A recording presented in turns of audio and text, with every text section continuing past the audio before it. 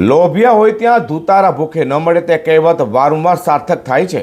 તે શેર બજારમાં ઇન્વેસ્ટ કરવાની લાલચ આપી કરોડો રૂપિયાનું રોકાણ કરાવી વેપારીને રાતા પાણીએ રડાવનાર દંપતીમાંથી ઠગ મહિલા નિધિ સરખેડીને એલસીબી ઝોન 1ની ટીમે ઝડપી પાડી છે।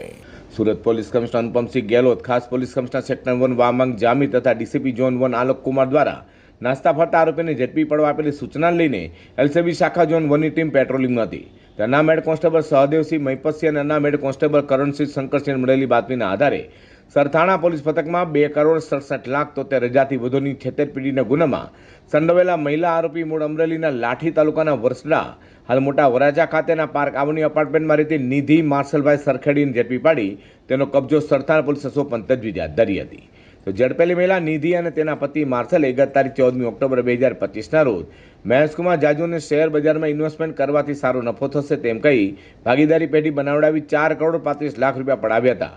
ત્યારબાદ 1,75,33,000 રૂપિયા પરત આપી બાકી રૂપિયા 2,67,73,505 રૂપિયા નુકસાન થયું કહી ઠગાઈ આચરી છે।